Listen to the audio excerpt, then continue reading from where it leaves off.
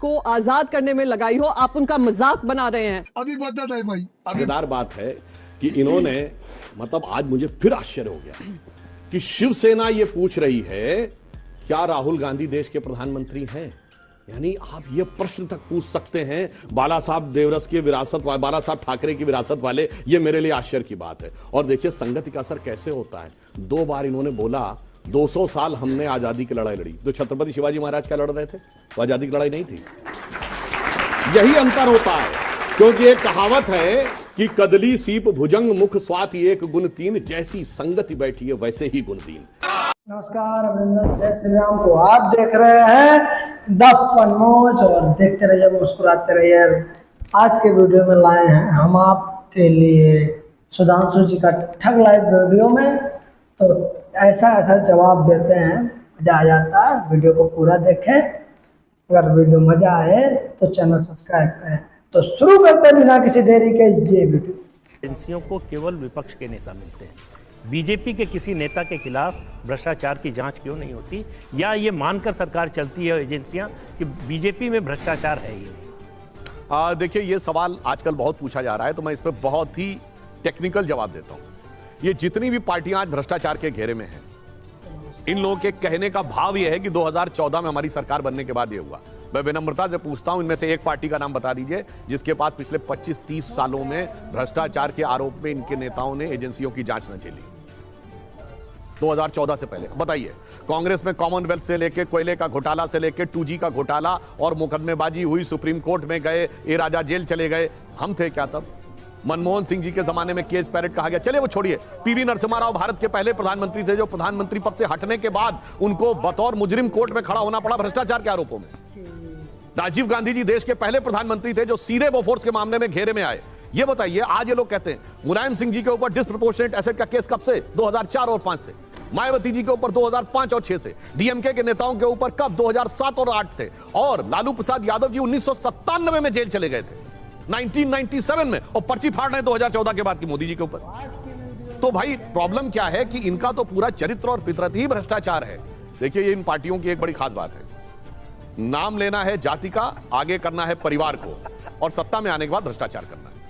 परिवार और भ्रष्टाचार को बचाना है, केवल यह उद्देश्य है। इसीलिए सब मिलकर एक होने का प्रयास करते हैं। कल मोदी जी झूठ बोले, इसका मतलब कल मोदी जी ने ये कहा था अपने भाषण में, अब मैं 2014 के पहले तो कोई ईडी एक्शन ही नहीं लेता था, जांच एजेंसियां एक्शन ही नहीं लेती थी। नहीं, लेकिन 2014 के बाद ही हमने एक्शन लेना शुरू किया भ्रष्टाचार के खिलाफ। लेकिन आपने जितने नाम गिनाए ये तो 2014 के पहले के हैं। आप मेरी बात सुनी नहीं पाए। मैंने 97 गिराया जब ईडी थी भी नहीं। मैंने वही तो कहा। फोर्स के जमाने में मतलब कोई भी एजेंसी हो, एक मिनट, एजेंसी कोई भी हो, भ्रष्टाचार में इनको रहना है। नहीं, मैंने क्या कहा आपको कि इसका मतलब भ्रष्टाचार के खिलाफ एक्शन हुई है। एक्शन कैसे हुई है? कोर्ट से हुई है। सर, नीरव मोदी, ललित मोदी, ये दोनों ओबीसी नहीं है, तो ये ओबीसी का अपमान कैसे होगा? सर ये बताइए, मोदी सरनेम आपने प्रयोग किया, तो मोदी सरनेम किसका होता है? या तो आप सरनेम नहीं कहते। नहीं, लेकिन नीरव मोदी बनिया समाज से आते हैं, ललित मोदी भी ओबीसी नहीं है। अच्छा, ये कांग्रेस पूरा तर्क दे रही है बार बार। नहीं, तर्क, कांग्रेस का तर्क बहुत बढ़िया है। मैं एक बात कहूं आपसे, आपने 2 नाम लिए, ललित मोदी, नीरव मोदी।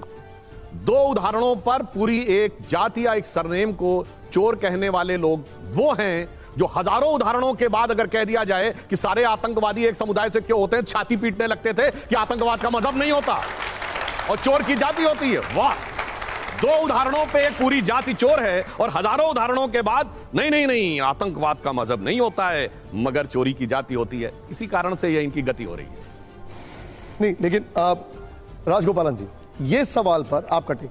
सुधांशु जी, 303 एमपी बीजेपी को है, कांग्रेस को 55-50 है। आप क्यों बार बार पार्लियामेंट को रोक रहे हैं? 303 होने के बावजूद भी पार्लियामेंट चलाना चाहिए था, क्यों पार्लियामेंट को रोकना? इसमें आपको क्या अनुभव मिल रहा है? एक तो मैं ये बात ऑन द लाइटर नोट कह दूं, एक दौर था जब हमारे 2 एमपी होते और आज कितने 303। ये जनता के आशीर्वाद से हुआ है। जहां तक रोकने की बात है, देखिए वहां पे बहुत स्पष्ट बात। 303 वैसे भारत की एक बहुत पुरानी बंदूक भी है जो आप बता रहे हैं। मैं ये कह रहा हूं, आप सरकार की आलोचना करिए, हम तैयार हैं।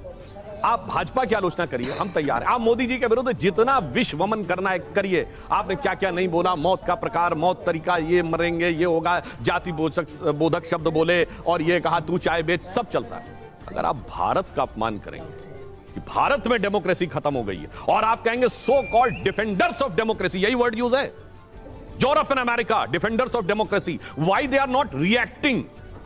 तब तो फिर आप भारत की सार्वभौमिकता यानी सोवरेनिटी ऑफ इंडिया, भारत के कॉन्स्टिट्यूशन, भारत के लोकतंत्र का अपमान कर रहे हैं, तब हमने कहा माफी मांगो। बाकी तो आप गाली बकते रहे, मोदी जी की बोटी बोटी काटने से लेके इसकी मौत मरेगा, उसकी मौत मरेगा, सब बोल लिया। हम उसके ऊपर माफी मांगने को हमने नहीं कहा, हमने इस पे माफी मांगने का। और दुख किस बात का हुआ? स्वतंत्रता के अमृत महोत्सव वर्ष में उस इंग्लैंड की धरती से आपने जाके कहा, जिन्होंने हम पे हुकूमत की थी, उस इंग्लैंड में जहां खड़े होकर राहुल गांधी ने बोला, वहां कहा जाता है डेमोक्रेसी शुरुआत कब से हुई? मैग्ना कार्टा 1215 में आया। अरे बोलिए ना, कर्नाटक में अनुभव मंडपम 11वीं शताब्दी से चल रहे थे, भगवान बासवन्ना के समय में। ये बोलिए ना, चोल साम्राज्य में बाकायदा इलेक्टेड रिप्रेजेंटेटिव होते थे 10वीं शताब्दी से। ये बोलिए कि वैशाली का पहला गणराज्य था 2500 साल पहले का।